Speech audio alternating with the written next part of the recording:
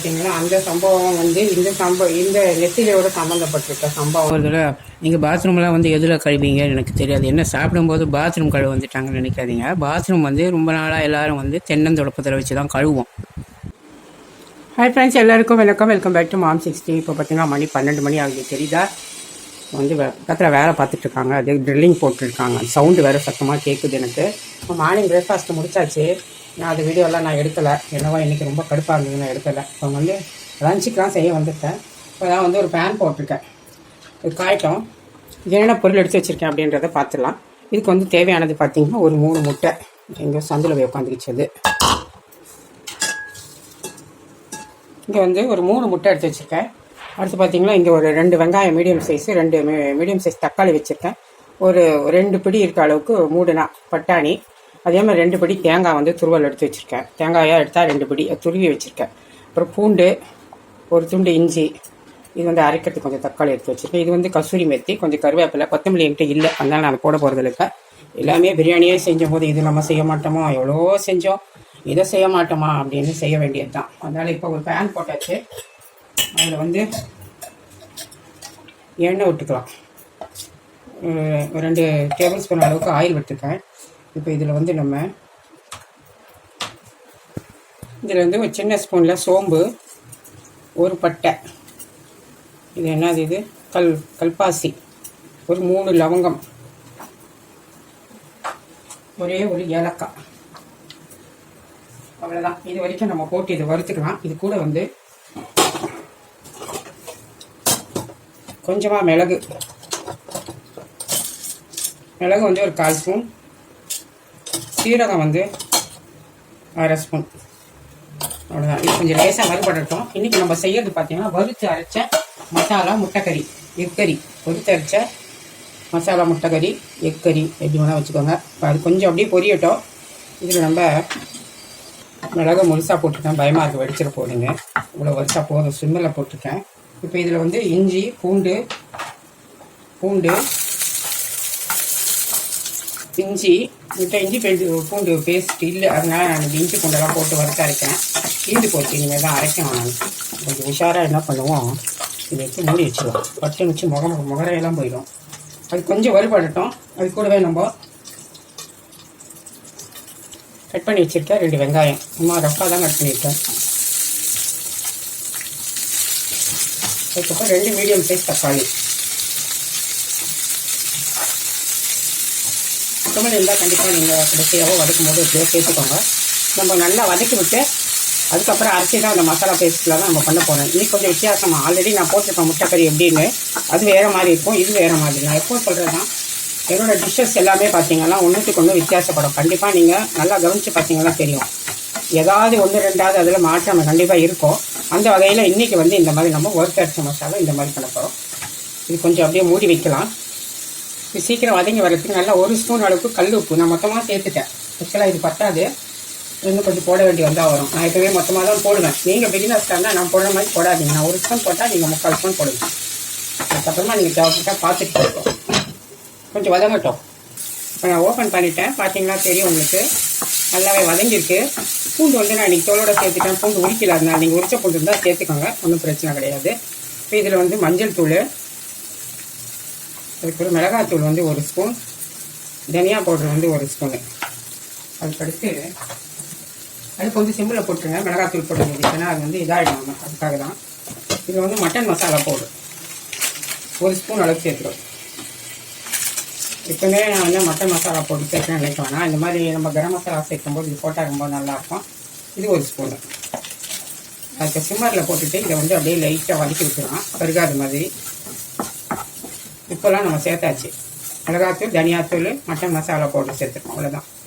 வந்து கரம் மசாலா வந்து சேர்த்துருக்கோம் இல்லையா, தாளிக்கிறது, இது வரைக்கிறதுக்கு. இவ்வளோதான். இதை ஆஃப் பண்ணிக்கலாம். இப்போ வந்து நான் அதை ஒரு பிளேட்டில் மாற்றிட்டு அதே பேனையே வச்சுருக்கேன், கழுவில். இப்போ அதில் இன்னும் கொஞ்சம் ஆயில் விட்டுக்கலாம். ஏன்னா எல்லாத்துக்கும் போட்டால் மொத்தமாக அதிலேயே போயிடும். அதனால் கொஞ்சம் கொஞ்சமாக நம்ம ஊற்றிக்கிட்டோம்னா கொஞ்சம் நல்லாயிருக்கும். அதுக்காக தான். திரும்பி ஒரு 2 ஸ்பூன் ஆயில் விட்டுருக்கேன். அதில் வந்து நம்ம துருவி வச்சுருக்க தேங்காய் சேர்த்துறோம். இது வந்து 2 பிடி கட் பண்ண தேங்காய், 2 பிடி வந்து கட் பண்ண தேங்காய், துண்டு பண்ண தேங்காய். அதை நான் வந்து இப்போ வந்து வதக்கிறதுக்காக நான் துருவி வச்சுக்கிட்டு, நீங்கள் துருவல் இருந்தால் இது சின்ன கப்பில் சேர்த்துக்கணும். அவ்வளோதான். ஒரு 2 பிடி போட்டிங்களா போதும், ரொம்ப வேண்டாம். நான் வந்து இன்னைக்கு 3 முட்டை எடுத்திருக்கேன். நீங்கள் 4 கூட போட்டுக்கலாம். அந்த மசாலாவுக்கு போதும்னு சொல்லிட்டு நான் இதில் அவ்வளோவே போதும் நான் போட்டுருக்கேன்.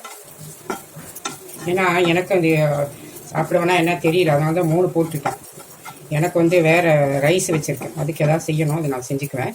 இது கொஞ்சம் நல்லா வதங்கி வரட்டும்.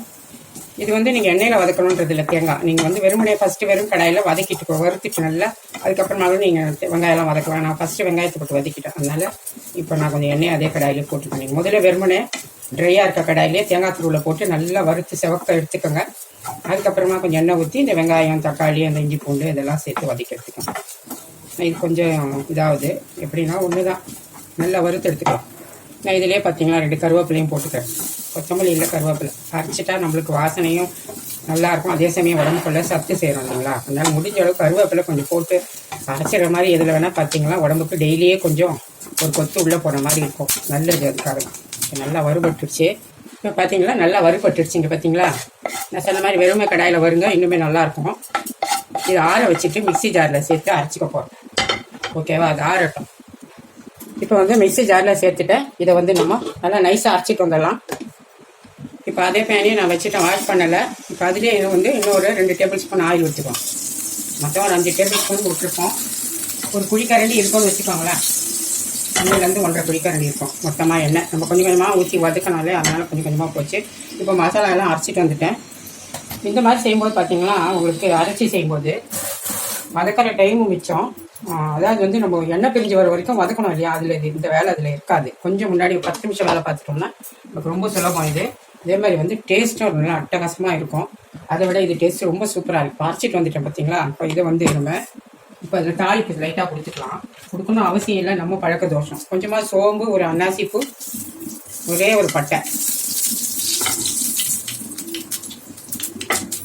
அது கொஞ்சம் அப்படி வதங்கட்டும். அது கூட வந்து கொஞ்சமாக கருவேப்பிலையை தான் நான் போடுறேன்.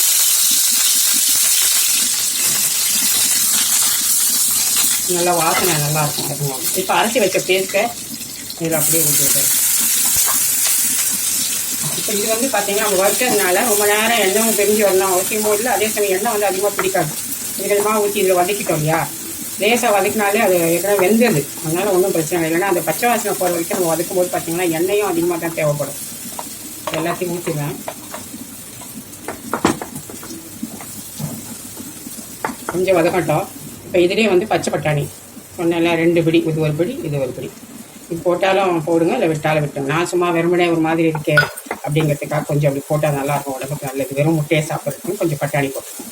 நீங்கள் வேணும்னா உருளைக்கிழங்கு கூட போட்டுக்கோங்க. பொட்டேட்டோ கூட ஒன்று கட் பண்ணி சேர்த்து வதக்கிக்கோங்க. வதக்கிட்டு அதுக்கப்புறமா அந்த மசாலா ஊற்றினீங்கன்னா வெந்துடும்.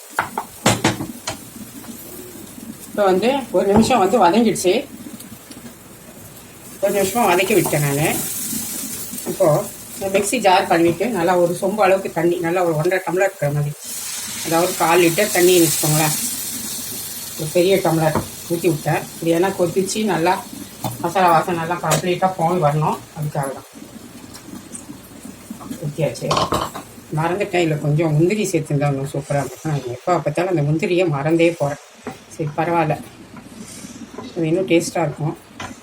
இப்போ இதில் உப்பு பார்த்துக்கலாம். உப்பு தான் கொஞ்சம் கம்மியாக இருக்குது, இருந்தாலும் பரவாயில்ல. அது கொதிச்சு வரட்டும், நம்ம அப்புறமா வேணும்னா சேர்த்துக்கலாம். அப்புறமா போட்டால் கொதிச்சு வரும். நல்லா ஒரு 5 நிமிஷம் கொதிக்கட்டும், மூடி வைப்போம். மீடியமில் வச்சுட்டேன். இப்போ நான் ஓப்பன் பண்ணுறேன். 5 நிமிஷமாக வந்து சிம்மரில் போட்டு தான் கொதிக்க விட்டுருக்கேன். இந்த பட்டாணியை வேகணும், கூட மசாலா பற்றி எண்ணெய் பார்த்தீங்களா தெளிஞ்சு வந்துட்டு பார்த்தீங்களா. இந்த மாதிரி இருந்தால் நம்மளுக்கு வந்து மசாலா வந்து நல்லா குக்காக இருக்கும். பட்டாணியும் வெந்து தான் இருக்கும். நம்ம ஒன்று எடுத்து பார்க்கலாம் வெந்திருக்கா இல்லையான்னு. வெந்துடுச்சு, ஏன்னா அது பச்சை பட்டாணி தான், அது காஞ்சது ஒன்றும் கிடையாது. இப்போ நம்ம என்ன பண்ண போகிறோம், இப்போ வந்து முட்டை வந்து ஒன்று உடச்சி ஒன்றா கப்பில், நான் ஏற்கனவே சொல்லியிருப்பேன், ஒன்றா உடச்சி ஊற்றணும் முட்டையை. அதுவும் கப்பில் வந்து உடச்சி ஊற்றி அதுக்கப்புறமா இதில் மிக்ஸ் பண்ணுங்கள், இல்லைன்னா கெட்டு போன முட்டை இருந்தால் நம்மளுக்கு பாழாயிடும். இப்போ ஒரு முட்டையை அப்படியே ஒரு ஓரமாக ஊற்றிடலாம். இதே மாதிரி மீதி இருக்க 2 முட்டையும் அதே போல் ஊற்றி விட்டுடலாம். கொஞ்சம் தள்ளி ஊற்றிக்கலாம். இப்போ வந்து மூடி வச்சிடலாம். மூடி நல்லா ஒரு 5 நிமிஷம் சிம்மரில் இருக்கட்டும். இடையில ஒரு முறை திருப்பி விடலாம் முட்டையை. இன்னும் கூட கொஞ்சம் நேரம் ஆனால் நல்லா இருக்கும்னு நினைக்கிறேன். இன்னும் 1 நிமிஷம் ஆகட்டும், அப்புறம் திருப்பலாம். கொஞ்சம் இது மேலேயே இந்த குழம்பு அப்படியே எடுத்து கிரேவி ஊற்றி விட்டால் மேலேயும் கொஞ்சம் வேகும். இப்போ அப்படியே மூடுவோம் திருப்பியும். சிம்மரில் தான் இருக்குது. இங்கே ஒரு சின்ன கடாய் போட்டுட்டேன். அதில் வந்து 2 டேபிள் ஸ்பூன் அளவுக்கு ஆயில் எடுத்துக்கலாம்.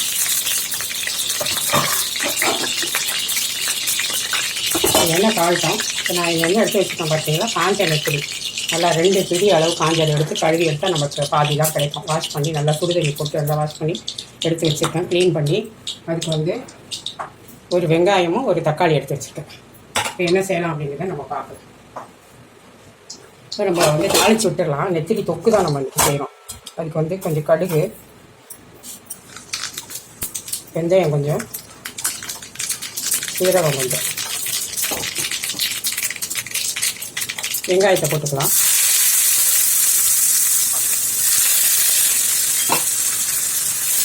கொஞ்சம் வளரட்டும். அதனால இல்லை, மொத்தமாகவே போடலாம், இது ஒன்றும் பிரச்சனை கிடையாது. ஒரு சின்னதாக ஒரு 2 தக்காளி, பெருசாக இருந்தால் 1, அதே மாதிரி வெங்காயம் வந்து பெருசாக இருந்தால் 1, சின்னதாக இருந்தால் 2. இதை வந்து வதக்கிக்கலாம். வதங்கிறதுக்கு ஒரு முட்டை போட்டுடும். ஒரு சின்ன ஸ்பூனில் ஒரு 3/4 ஸ்பூன், அதாவது ஒரு ஸ்பூனில் வந்து 3/4 ஸ்பூன் உப்பு அளவுக்கு போடும். இது கூட வேண்டாம், 1/2 ஸ்பூன் வச்சுக்கோங்க கல் உப்பு. கொஞ்சம் வதங்கட்டும். இது கொஞ்சம் அப்படி மூடி வைக்கலாம். இங்கே வந்து ஓப்பன் பண்ணிட்டு திறக்கலாம். எப்படியே ஒரு 3/4 பாகத்துக்கு வெந்திருக்கும். அதுக்கப்புறம் திருப்பினா தான் நம்மளுக்கு உடையாமல் வரும். அதுக்காக தான். அவ்வளோதான். இதே மாதிரி இந்த பக்கம் இல்லாமல், ஏன்னா நம்ம கொஞ்சம் உடனே எடுத்தோம்னா அது உடஞ்சிரும், முட்டை இல்லையா. அவ்வளோதான். அதே போல் இதையே திருப்பிடுவோம். இப்போ இதில் கசூரி மேத்தி 1 ஸ்பூன் எடுத்து வச்சுருக்கேன். இது ஆப்ஷன் தான், போட்டால் பொடுங்களை விட்டுருங்க. இப்படி கசக்கிட்டு நம்ம அப்படியே மேலால் அப்படி தூவி விட்டுருவோம். கொத்தமல்லி இருந்தாலும் இந்த ஸ்டேஜில் நீங்கள் தூவி விட்டுருவோம். உப்பு வந்து கொஞ்சம் பரவாயில்ல இருக்குது. சும்மா ஒரு 2 கல்லை போட்டு விட்றேன். அப்படியே திருப்பி மூடி வைக்கலாம். ஒரு 2-3 நிமிஷத்துக்கு சிம்மரில் போட்டுவோம். இப்போ இதை தொக்கு போட்டோம் இல்லையா, வதங்கியிருக்கோம். வெங்காயம் தக்காளி பாதி அளவுக்கு மேலே வதங்கிடுச்சு. இப்போ இந்த எடுத்து வச்சுருக்கு இந்த நெத்திலி போட்டுடலாம். கொஞ்சம் வாசனை நல்லா வேணும்னா இந்த மாதிரி போட்டுக்கோங்க. நெத்திலி கதையை ஒன்று சொல்கிறேன். அது என்ன பார்த்தீங்கன்னா, உஷாராக தான் கையில் தான் க்ளீன் பண்ணேன். அதுக்கு தான் நான் சிசர் எடுத்துக்கிறது. கத்திரியில் தலையை வாழை எடுத்திங்கன்னா ரொம்ப ஈஸியாக இருக்கும். கையிலலாம் பொத்துக்காமல் இருக்கும். இன்றைக்கி அவசரத்தில் கையை வச்சுக்கிட்டு நல்லா நறுக்குன்னு முள்ளு போய் ஏறிடுச்சு. அது கொஞ்சம் உஷாராக பார்த்துக்கோங்க. இந்த மாதிரி வேறு சம்பவம் கூட இருக்குது. அதுவும் இல்லாமல் ஒரு கெட்ட சம்பவம் ஒன்று வாழ்க்கையில் நடந்தது ஒரு 15 நாளுக்கு முன்னாடி. அது என்ன பார்த்தீங்கன்னா, அந்த சம்பவம் வந்து இந்த நெத்திலியோட சம்மந்தப்பட்டிருக்க சம்பவம் தான். அது அப்புறம் சொல்கிறேன். மஞ்சள் தூள் கொஞ்சம், இப்போ மிளகாய் தூள் வந்து ஒரு 3/4 ஸ்பூன் போட்டேன். தனியா பவுடர் வந்து ஒரு 1/2 ஸ்பூனு. உப்பு நம்ம சேர்த்துக்கணும். ஏற்கனவே இதை வதக்கி விட்டுட்டு கொஞ்சமாக புளி தண்ணி சேர்த்துருவோம். என் ஃப்ரெண்டு வந்து அவங்க வந்து எதுவுமே கேட்க மாட்டாங்க. இந்த காஞ்ச நெத்திலி என்னோட சேனலில் பார்த்துட்டு வீடியோஸ் எல்லாம் பார்த்துட்டு நல்லா இருக்குது நெத்திலி, எனக்கு காஞ்ச நெத்திலி வாங்கிட்டு வந்து கொடு, எனக்கு ஆறையில் 1/4 கிலோ அப்படின்னு சொன்னாங்க. சரி வாங்கிட்டு வந்து கொடுக்குறேன். போய் கடையில் பார்த்தா இல்லை. நான் போய் அவங்கள பார்க்கறதுக்கு, அது பாருங்கள் எப்படியெல்லாம் தள்ளி போயிருக்கு. அது வாங்கி போய் கொடுத்துருந்தா அவங்கள நான் முன்னாடி பார்த்துருப்பேன். இதில் என்ன ட்விஸ்ட் ஆகி போச்சுன்னா, நான் வாங்கவே இல்லை. அதுக்கப்புறமா வந்து பையன் போய் கொடுக்கலான்னு நினைக்கிறதுக்குள்ள அவங்க பார்த்தீங்கன்னா சடனாக ஒரு 10-15-20 நாளில் இறந்துட்டாங்க. இறந்தது வந்து என்னால் மறக்க முடியாத சம்பவம். நெத்திலிக்கு எனக்கு அப்படியே ஞாபகமே வந்து, எல்லாருக்குமே வாழ்க்கையில் ஏதாவது ஒரு சம்பவம் மறக்க முடியாமல் வந்து அது கூட சம்மந்தப்பட்ட ஏதாவது ஒரு விஷயமும் நம்மளால் மறக்க முடியாதுங்கிறது உண்மையான விஷயம் தான். அந்த மாதிரி தான் எனக்கு இருக்குது. கொஞ்சமாக புளி தண்ணி சேர்த்துக்கணும். தக்காளி போட்டிருக்கோம், இருந்தாலும் கொஞ்சம் புளி சேர்த்தா நல்லாயிருக்கும் டேஸ்ட்டு. அப்படியே ஊற்றிட்டு, இது குழம்பு மாதிரியும் இல்லாத ஒரு தொக்காட்டம் தான் நம்ம இன்றைக்கி பண்ணுறோம். இது அப்படியே மூடி வைக்கலாம். நல்லா கொதித்து வரட்டும், 5 நிமிஷம் ஆகட்டும். இப்போ நான் வந்து முட்டைக்கறியை வந்து திறந்துடுறேன். பார்த்தீங்களா, எண்ணெய் பிரிஞ்சு வந்துருச்சு பார்த்தீங்களா. இப்போ இதான் உங்களுக்கு பதம் தெரியுதா பாருங்கள், சுத்தூரம் எண்ணெய், அவ்வளோதான். இப்போ முட்டையும் வெந்திருக்கும். கரெக்டாக ஒரு 5 நிமிஷத்துக்கு மேலே முட்டை வெந்திருக்கும். எப்படியும் கிரேவி எல்லாம் நல்லாவே ரெடி ஆகிடுச்சு. வறுத்தரைச்ச முட்டை மசாலா கிரேவி ரெடி. இது வந்து சப்பாத்திக்காக தான் நான் பண்ணியிருக்கேன். அவ்வளோதான், நம்ம ஸ்டவ் ஆஃப் பண்ணிக்கலாம். இப்போ எலுமிச்சப்பழம் வந்து சின்ன பழத்தில் ஒரு 1/2 பழம் போட்டுக்கலாம். ஏன்னா அந்த கொஞ்சம் மிளகுகள் இதெல்லாம் சேர்த்துருக்கோம், இஞ்சி பூண்டெல்லாம் போட்டிருக்கோம் இல்லையா. எப்பவுமே அந்த மாதிரி இஞ்சி பூண்டெல்லாம் சேர்த்தா கொஞ்சம் லைம் கொஞ்சம் விடணும், அவ்வளோதான். இப்போ சூப்பரான அரைச்சி வச்ச முட்டை மசாலா கிரேவி ரெடி ஆகிடுச்சு. அப்படியே மூடி வச்சிடலாம். அப்படியே இருக்கட்டும். கேரட் அல்வா இப்போ வந்து சாதம் வந்துடுச்சு. அது ஒரு முட்டையை அதிலே வச்சு வேக வச்சுட்டேன், பாயில் பண்ணிவிட்டேன். இது கூட வந்து இப்போ நம்மளை வறுத்தரைச்ச முட்டை மசாலா கிரேவியை ரெடி ஆகிடுச்சு. இப்போ இங்கே வந்து உன்னோட நெத்திலி தொக்கும் ரெடி ஆகிடுச்சு. அவ்வளோதான். கொஞ்சமாக கருவேப்பிலை மட்டும் தூவிட்டு நான் ஸ்டவ் ஆஃப் பண்ணிக்கிறேன். இன்றைக்கி நான் ரசமெல்லாம் எதுவுமே வைக்கலை, அவ்வளோதான். இதுதான் இன்றைக்கி வந்து லஞ்சு. எனக்கு ஒரே ஒரு எக்லேயே வச்சுட்டு சாப்பிட்றலான்னு இருக்கேன். இங்கே கொஞ்சம் வந்து கேரட் பீட்ரூட் அல்வா கொஞ்சம் இருக்குது.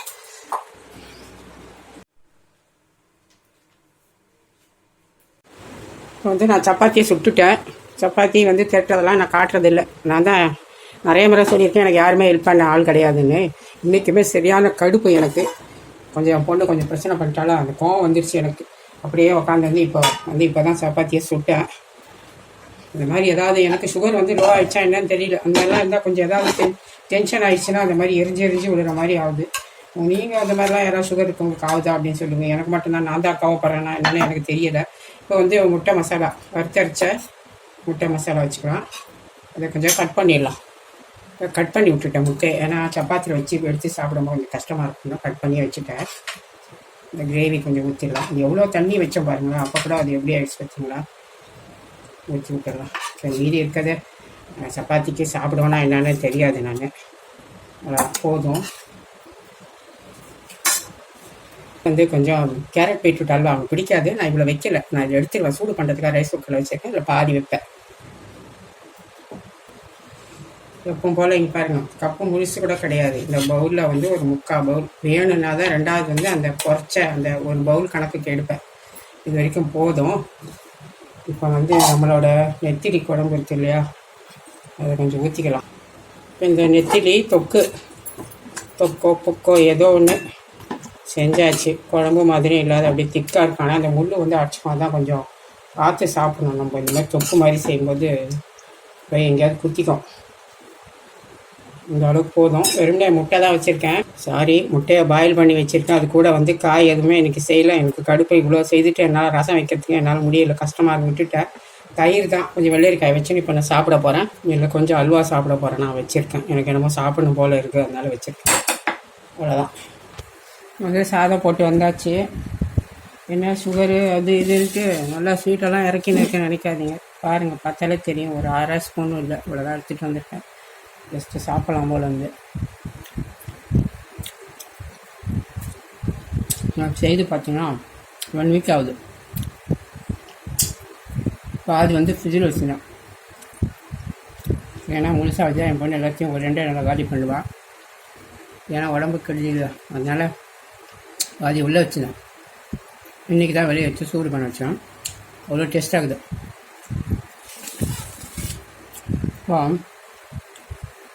குழம்பு பிசைவோம் பாருங்க. பிசைஞ்சிட்டேன். இவ்வளோண்டு ஒரு கரண்டி குழம்பு தானே ஊற்றினேன். அவ்வளோ சாதம் பிசை இன்னும் கூட பிசைக்கலாம். அந்த டார்க்காக தான் இருக்கும். வெளியே பிசை சாப்பிட்றவங்க மொத்த சாதத்தையும் பிசைடுவாங்க. அந்த அளவுக்கு நம்ம தொக்கு மாதிரி பண்ணிக்கலாம். நெத்திலி சாப்பிட்டு பார்த்தேன். நெத்திலி சூப்பராக இருக்குது. இது ரொம்ப பெரிய நெத்திலி கிடையாது, சுமாரான சைஸ். அதுதான் ரொம்ப நல்லாயிருக்கும். சாப்பிட்டு பார்க்கலாம். உண்மையிலே சொல்கிறேன், ரொம்ப நல்லாயிருக்கு. அதான் வந்து நம்ம குழம்பா வச்சு சாப்பிட்றத விட இந்த மாதிரி தொக்கு மாதிரி செய்திங்கன்னா அந்த ஒரு ரொம்ப காரம் இல்லாமல் அந்த இனிப்பாக தக்காளி எல்லாம் சேர்த்து வெங்காயம்லாம் அதிகமாக சேர்த்ததுனால இந்த இனிப்பு டேஸ்ட்டாக இருக்குது. கொஞ்சம் ரொம்ப சூப்பராக இருக்குது. நான் வச்சு இந்த அளவே பார்த்தீங்கன்னா நல்லா 3 பேர் சாப்பிட்லாம். ஒரு வேளைக்கு நான் சொல்கிறது கண்டிப்பாக சாப்பிட்லாம். அந்த அளவுக்கு நல்லா டேஸ்ட்டாக இருக்குது. அதிகமாக குழம்பு வச்சு வீணாக வேணாம் அப்படின்னு நினைக்கிறவங்க, பிடிக்காதவங்க கூட, நெத்திலி குழம்பு பிடிக்காதவங்க கூட இந்த நெத்திலி தொக்கு செஞ்சு கொடுத்து பாருங்கள், கண்டிப்பாக சாப்பிடுவாங்க. இவ்வளோ ஒரு டேஸ்ட்டாக இருக்குது. நான் நெத்திலி கூட ஒரு கதை சொல்கிறேன்னு சொன்னேன் பார்த்தீங்களா.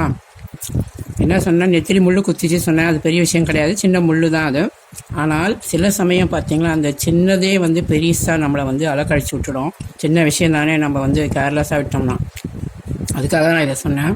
கத்திரி வச்சு அந்த தலை வாழை எடுங்க, கையில் குத்தாமல் போகும். ஏன்னா இப்படி தான் ஒரு தடவை நீங்கள் பாத்ரூம்லாம் வந்து எதில் கழுவீங்க எனக்கு தெரியாது. என்ன சாப்பிடும்போது பாத்ரூம் கழுவ வந்துட்டாங்கன்னு நினைக்காதீங்க. பாத்ரூம் வந்து ரொம்ப நாளாக எல்லோரும் வந்து தென்னந்தொடப்பத்தில் வச்சு தான் கழுவோம். நான் சொல்கிறது ஒரு 10-15 வருஷத்துக்கு முன்னாடி. இந்த ப்ரெஷ்ஷெல்லாம் அதிகமாக வர்றதுக்கு முன்னாடி எல்லாருமே தென்னந்தொடப்பம் தான் கழுவோம் இல்லைங்களா. அந்த மாதிரி நானும் கழுவிட்டு இருக்க காலத்தில் ரொம்ப மகிழ் பயிர்ந்துருக்கு தெரியல. இப்போ தொடப்பம் ஒன்றா சேரணும் இப்படி தட்டும் இல்லையா, அந்த மாதிரி சவத்தில் வச்சு தட்டும்போது அதில் இருக்க ஒரு குச்சி போயிட்டு இங்கே ஏறிடுச்சு கையில். ஒரே வலி. ஓடி வந்து அந்த நேரத்துக்கு குச்சி எடுக்க சொன்னால் என் பையன் எடுத்து விட்டான். அதோடு விட்டுட்டான். அதனால் முன்னோரு வலிக்கிற மாதிரியே இருந்தது. சரி டாக்டர்கிட்ட போய் காட்டலாம் அப்படின்னு சொல்லிட்டு போய் காட்டும்போது பெரிய சர்ஜரி மாதிரி டாக்டர் என்ன பண்ணார், இன்னொரு ஆள் வேணும் உங்களுக்கு, ஒரு ஆள் நீங்கள் மட்டும் தான் தனியாக போயிருந்தேன் ஹாஸ்பிட்டலுக்கும் அப்படின்னு சொன்னாப்புல. உடனே நான் பயந்துருவேனா இல்லைங்களா பாருங்கள், சர்ஜரி பண்ணுற மாதிரி பெருசாக அவருக்கு என்ன பண்ணார். சரி என்ன எப்படி சொல்கிறார் பயந்துக்கிட்டு. அதுக்கப்புறம் எங்கள் ஹஸ்பண்ட் கூப்பிட்டு அவர் வந்தார் ஃபோன் பண்ணி. வந்த பிறகு பார்த்தா ஒருத்தர் கட் பண்ணி எனக்கு எடுத்திருக்காங்க. நான் கண்ண மூடி தான் படுத்திருந்தேன். அது என்ன இன்ஜெக்ஷன் போட்டு கட் பண்ணாலும் எனக்கு தெரியாது. கட் பண்ணி அந்த குச்சியை எடுத்துட்டு பேண்டேஜ்லாம் கட்டி விட்டு தண்ணி படாமல் இருக்கணும் ஒரு 3 நாளைக்கு அப்படின்னு சொல்லி அனுப்பிச்சிட்டார். இந்த சம்பவம் நடந்தது பார்த்திங்கன்னா ஒரு 8 வருஷத்துக்கு முன்னாடி. அதோடு போகலை. அது அப்படியே விட்டு ஒரு 20 நாள் ஆகிடுச்சு. நான் நல்லா ஆகிடுச்சு. நானும் என் பாட்டுன்னு பழையபடி எல்லா வேலையும் நான் பார்த்துக்கிட்டு எல்லாம் பண்ணிட்டு இருந்தேன். ஒரு மாதம் கிட்ட ஆகிருக்கோம். திரும்பவும் பார்த்தோம் கையில் வலி, விரல இதெல்லாம் தான் எங்கே குத்துச்சு ரைட் ஹேண்டில். என்ன இப்படி வலிக்குது அப்படின்னு நினச்சிக்கிட்டு பார்க்குறேன். எனக்கே தெரியல பாருங்கள். நமக்கு சுகர் வேறு இருக்குது. அதான் பயந்துது. நான் ஹாஸ்பிட்டலுக்கு வந்து கூட அதுக்கு தான். கடைசியில் பார்த்தா அப்படியே சீழு கோத்து மஞ்சள் கலரில் ஃபஸ்ட்டு ஃபார்ம் ஆகிட்டு இருந்தது. அப்புறம் அதெல்லாம் நானே ரிமூவ் பண்ணிவிட்டு பார்த்தா அது உள்ளே வந்து இத்தினூண்டு அந்த உடஞ்ச துண்டு குச்சி அப்படியே உள்ளே இருந்துருக்கு, அந்த தென்னங்குச்சி. அப்போ அந்த டாக்டர் எப்படி எடுத்துருப்பாருன்னு நீங்கள் யோசனை பண்ணி பாருங்க. பாதியை எடுத்துகிட்டு 1/4 பாகத்தை அதில் விட்டுட்டார் போல், 3/4 பாகத்தை எடுத்துகிட்டு. அதுக்கப்புறம் நானே அதுக்கு மெடிசன் போட்டு எப்படியோ சுகரை வச்சு நான் ஆறிடுச்சு. அது எதுக்கு இதை சொல்ல வரேன் பார்த்தீங்கன்னா, அந்த மாதிரி சின்ன விஷயம் கூட நமக்கு வந்து பெருசாக ஏதாவது சீழ்கீழ் கோத்துச்சுன்னு வைங்களேன், அது பிறகு விரலையே வெட்டி எடுக்கிற சூழ்நிலை உருவாயிரும். நான் வந்து ஒரு வயசானவங்களுக்காக இதை நான் சொல்கிறேன். கண்டிப்பாக கொஞ்சம் கேர்ஃபுல்லாக பண்ணுங்கள் இந்த வேலையெல்லாம் பார்க்கும்போது. இது நான் எதுக்கு சொல்கிறேன் பார்த்தீங்களா, பக்கத்தில் இருக்க ஒரு 24 hours ஹாஸ்பிட்டல் தான். அது சின்ன ஹாஸ்பிட்டல், அவசரத்துக்கு போனது. நம்ம நம்பி தான் போகிறோம். இவ்வளோத்துக்கும் ஒரு MBBS MD வேறு. ஒரு சின்ன குச்சியை ஒழுங்காக கம்ப்ளீட்டாக ரிமூவ் பண்ண தெரியாது. இவரெல்லாம் எப்படி டாக்டர் சர்டிஃபிகேட் கொடுத்தாங்கன்னு எனக்கு தெரியல. அது எந்த ஹாஸ்பிட்டலும் நான் சொல்ல விரும்பலை.